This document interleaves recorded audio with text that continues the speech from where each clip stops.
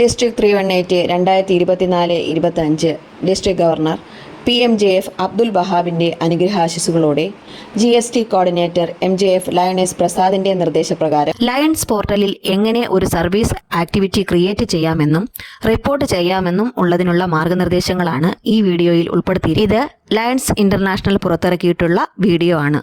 അതിനെ ഒന്നുകൂടി എക്സ്പ്ലെയിൻ ചെയ്യുന്നു എന്ന് മാത്രം. ലയൺസ് പോർട്ടൽ തുറക്കുമ്പോൾ ഈ സ്ക്രീനാണ് നിങ്ങൾ കാണുന്നത്. ഈ സ്ക്രീനിൻ്റെ മുകളിലായി സർവീസ് എന്ന ഒരു ടാബ് കാണാം. അതിൽ ക്ലിക്ക് ചെയ്യുക. അപ്പോൾ മൈ ആക്ടിവിറ്റി എന്ന് കാണാം. ആക്ടിവിറ്റി റിപ്പോർട്ട് ചെയ്യാൻ വേണ്ടി അതിൽ ക്ലിക്ക് ചെയ്യുക. ഈ സ്ക്രീനിൽ നമ്മുടെ ക്ലബ്ബ് കഴിഞ്ഞ 3 മാസം ചെയ്തിട്ടുള്ള ആക്ടിവിറ്റീസ് റിപ്പോർട്ടഡായി കാണിക്കും. ഇവിടെ കൂടുതൽ റിപ്പോർട്ടുകൾ കാണാനുള്ള അവസരം ഡെസിഗ്നേഷൻ അനുസരിച്ചാണ് അതിൻ്റെ അനുവാദം ക്രമീകരിച്ചിരിക്കുന്നത്. അവിടെ കാണുന്ന ആരോയിൽ ക്ലിക്ക് ചെയ്യുമ്പോൾ റിപ്പോർട്ടുകളുടെ ലിസ്റ്റ് കാണുവാൻ സാധിക്കും. നമുക്ക് ആവശ്യമുള്ള റിപ്പോർട്ട് സെലക്ട് ചെയ്ത് കാണാവുന്നതാണ്. ഒരു ആക്ടിവിറ്റി എങ്ങനെയാണ് ക്രിയേറ്റ് ചെയ്യുന്നത് എന്ന് നോക്കാം.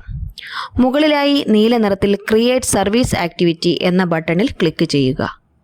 ക്രിയേറ്റ് സർവീസ് ആക്ടിവിറ്റി എന്ന സർവീസിൽ നമ്മുടെ പൊസിഷൻ അനുസരിച്ച് ഒന്നിൽ കൂടുതൽ ക്ലബ്ബുകളിൽ റിപ്പോർട്ട് ചെയ്യുവാനുള്ള അനുവാദം ഉണ്ടായിരിക്കും. നമ്മുടെ ക്ലബിൻ്റെ പേര് സെലക്ട് ചെയ്ത് നെക്സ്റ്റ് ക്ലിക്ക് ചെയ്യുക. ഇവിടെ enter A title for the service activity എന്നാണ് കാണിക്കുന്നത്.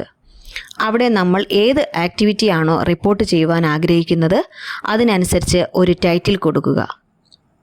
Doctors day, installation of office bearers, relieving hunger, diabetic, vision camp തുടങ്ങി പ്രോജക്റ്റിന് അനുസരിച്ചുള്ള ഒരു ടൈറ്റിൽ എൻ്റർ ചെയ്യുക. അടുത്തത് സെലക്ട് ആക്ടിവിറ്റി ടൈപ്പ് എന്നുള്ളതാണ്. 4 രീതിയിലുള്ള ആക്ടിവിറ്റീസാണ് റിപ്പോർട്ട് ചെയ്യുവാൻ സാധിക്കുക. Donation, fund rising, meeting and services. അതിൽ ഒന്ന് സെലക്ട് ചെയ്യുക. നെക്സ്റ്റ് ക്ലിക്ക് ചെയ്യുക. ഇതാണ് സർവീസ് ആക്ടിവിറ്റി എൻ്റർ ചെയ്യുവാനുള്ള സ്ക്രീൻ. ഇവിടെ സർവീസ് ആക്ടിവിറ്റി നമ്പർ, നമ്മൾ എൻ്റർ ചെയ്ത ടൈറ്റിലിൽ കാണിക്കുന്നത് ക്ലബിൻ്റെ പേര്, റിപ്പോർട്ട് സ്റ്റാറ്റസ് ഡ്രാഫ്റ്റ് എന്നാണ്.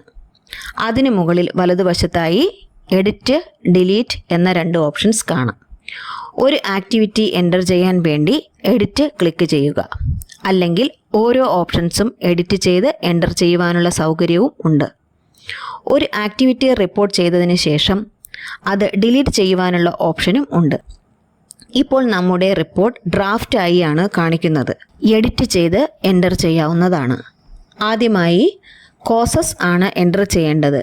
നമുക്ക് 8 ഗ്ലോബൽ കോസസ് ആണ് ഉള്ളത്.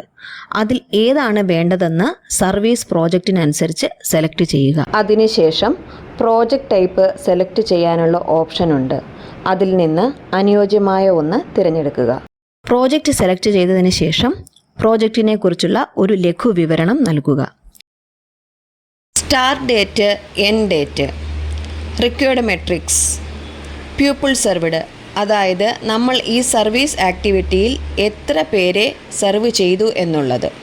ടോട്ടൽ വോളണ്ടിയേഴ്സ്, ഈ സർവീസ് ആക്ടിവിറ്റിയിൽ എത്ര അംഗങ്ങൾ പങ്കെടുത്തു എന്നുള്ളത്.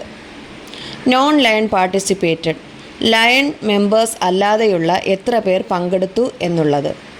Non lion family member participated, lion അല്ലാതെയുള്ള എത്ര ഫാമിലി മെമ്പേഴ്സ് പങ്കെടുത്തു എന്നുള്ളത്.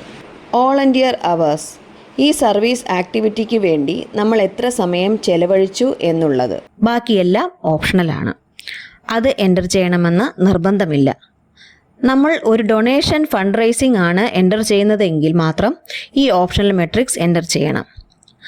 സർവീസ് പ്രോജക്റ്റിന് അതിൻ്റെ ആവശ്യമില്ല.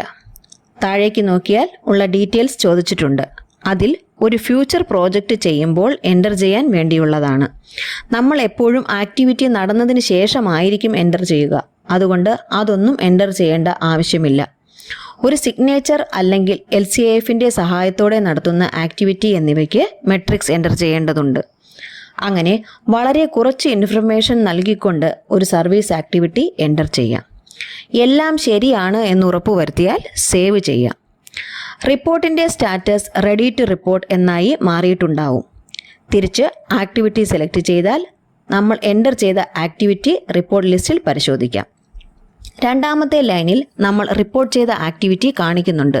പക്ഷേ റിപ്പോർട്ട് എന്ന ഫീൽഡിൽ ടിക്ക് വന്നിട്ടില്ല. നമുക്ക് ആ റിപ്പോർട്ട് ഒന്നുകൂടി സെലക്ട് ചെയ്ത് കംപ്ലീറ്റ് ചെയ്യണം.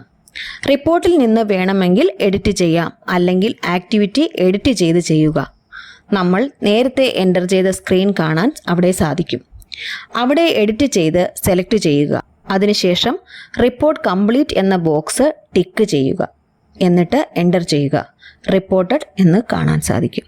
നമ്മൾ റിപ്പോർട്ട് ചെയ്ത സർവീസ് ആക്ടിവിറ്റി കോപ്പി ചെയ്യുന്നതിനുള്ള അവസരം മൈലേൺ സൈറ്റിൽ നേരത്തെ ഉണ്ടായിരുന്നു.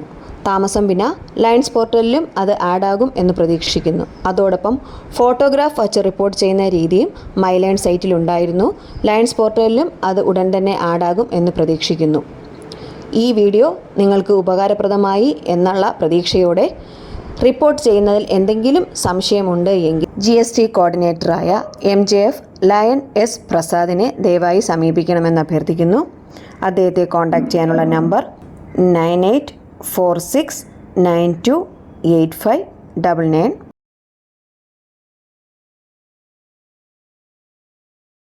Thank you.